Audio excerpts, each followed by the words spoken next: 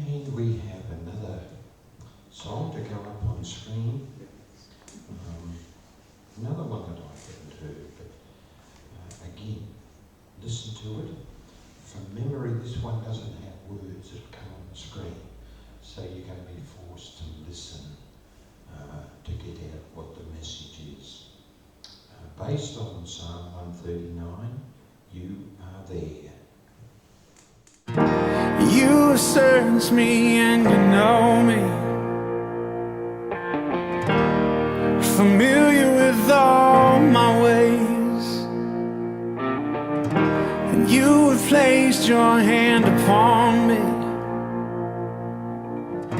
such knowledge I can't attain.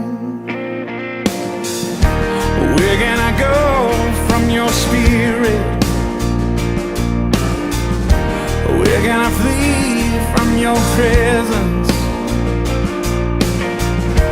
If I make my bed in the depths, if I go up to the heavens, you are there.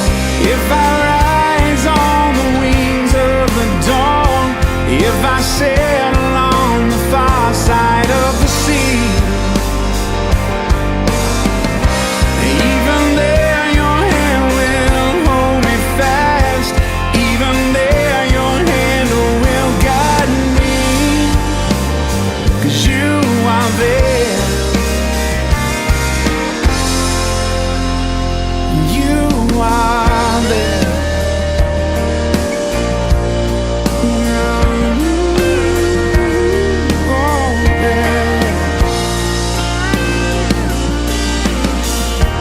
Where can I go from your spirit? Where can I flee from your presence? If I make my bed in the depths, if I go up to the heavens, you are there. If I rise on the wings of the dawn, if I sail along the far side of the sea, and even there your hand will hold me fast. Even there your hand will guide me, 'cause you are there. And I will sing a new song, because you love me. And I will sing a new song, because you're there. And I will sing a new song, because you love me. And I will sing a new song, because you're there. And I will sing a new song, because you love me. Oh, I will sing a new song, because you're there. And oh, I will sing a new song, because you love me.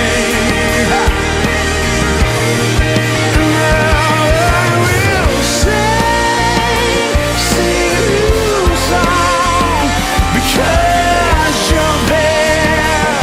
And you're there. And you're there. Oh, you're there.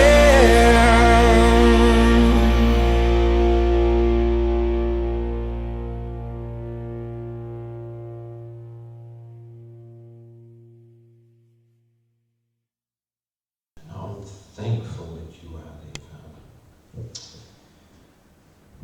What a wonderful experience it is to know that the God we have come to worship is here, and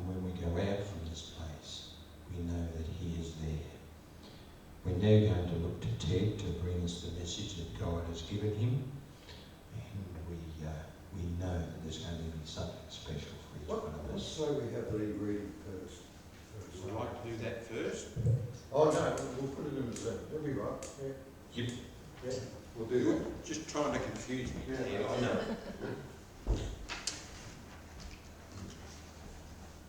You can call for it. Okay.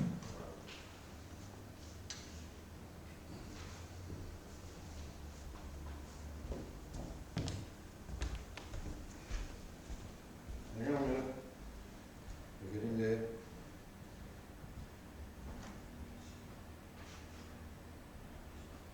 We on the air? Right now. I am now. Excuse me a minute while I just turn the other one off, otherwise we're going to get the feedback.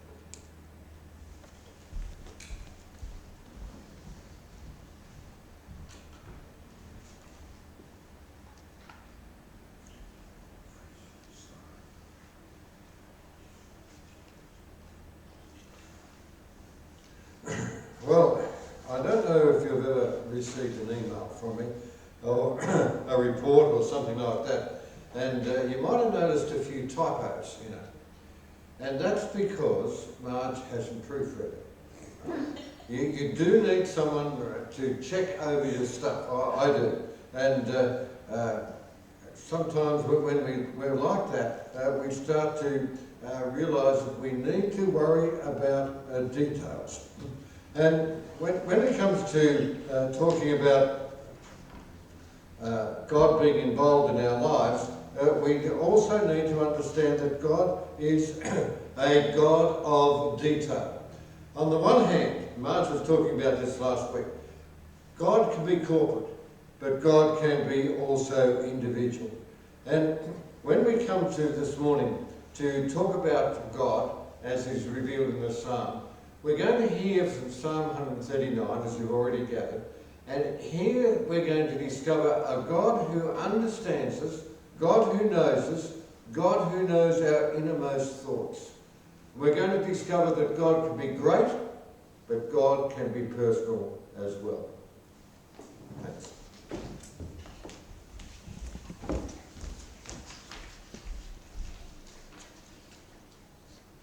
Psalm 139. I was asked to read it in Hebrew, but I've declined. O Lord, you have searched me and know me. You know when I sit down and when I rise up. You discern my thoughts from far away. You search out my path and my lying down, and are acquainted with all my ways, even before a word is on my tongue. O Lord, you know it completely. You hem me in, behind and before, and lay your hand upon me. Such knowledge is too wonderful for me. It is so high that I cannot attain it. Where can I go from your spirit? Or where can I flee from your presence? If I ascend to heaven, you are there. If I make my bed in Sheol, you are there. If I take the wings of the morning and settle at the farthest limits of the sea, even there your hand shall lead me, and your right hand shall hold me fast. If I say, surely the darkness shall cover me, and the light around me become night, even the darkness is not dark to you. The night is as bright as the day, for darkness is as light to you. For it was you who formed my inward parts. You knit me together in my mother's womb. I praise you, for I am fearfully and wonderfully made. Wonderful are your works that I know very well. My frame was not hidden from you, when I was being made in secret, intricately woven in the depths of the earth. Your eyes beheld my unformed substance.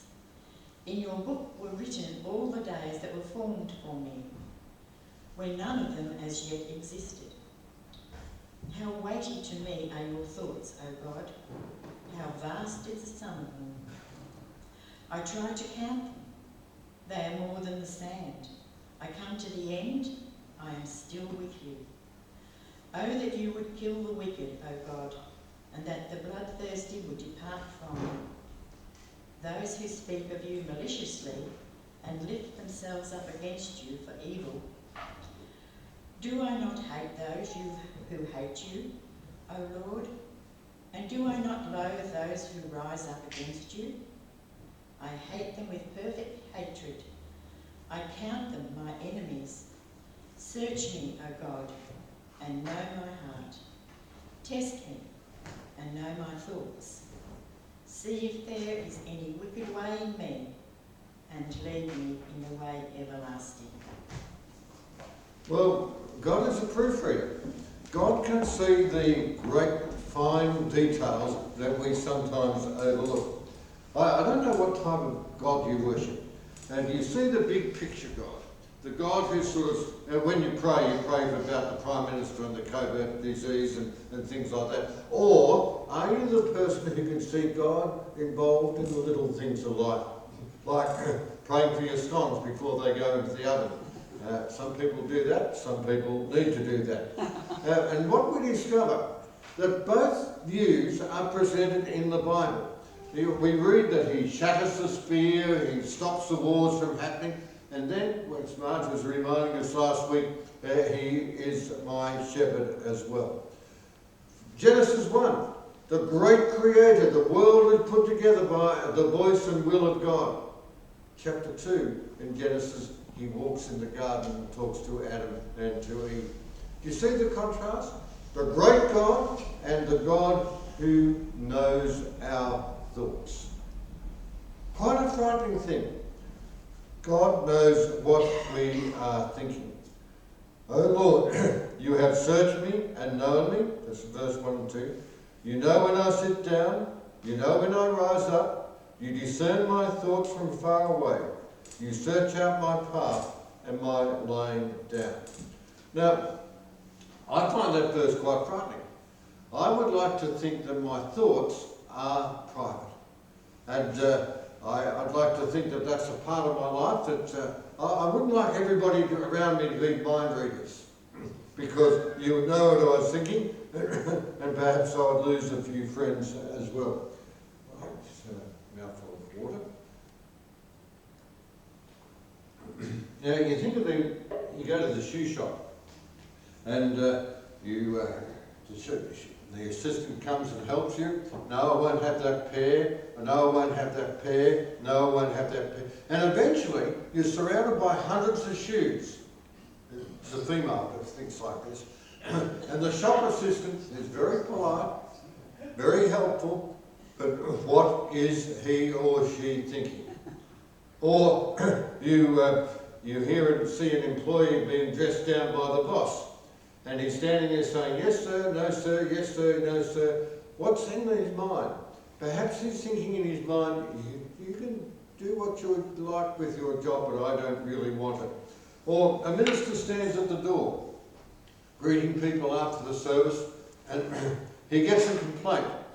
The sermon is too long, or too short, or there wasn't enough Bible in it, or something like that. And he says, thank you for your thoughts. But in his mind he's saying, why don't you go to the Baptist? You'll be happy. So we're like that. We don't want people to actually read what is going on. Now, even as I look around this morning, there might be people who are looking very attentive and very prayerful and having a great time, but in their mind they were wishing they were somewhere else. I can't tell that, but let me tell you that God can. Switch back. Sometimes we also find that we've been misunderstood. We've got something in our mind, we say something with our mouth, and what people hear is quite different. And people get upset because you have been misunderstood. The Bible tells us that God knows our thoughts. He knows what we were thinking, even if people didn't understand it. But the way that this psalm is read too, it could also be read that God not only knows our thoughts, but he might be saying, know my thoughts.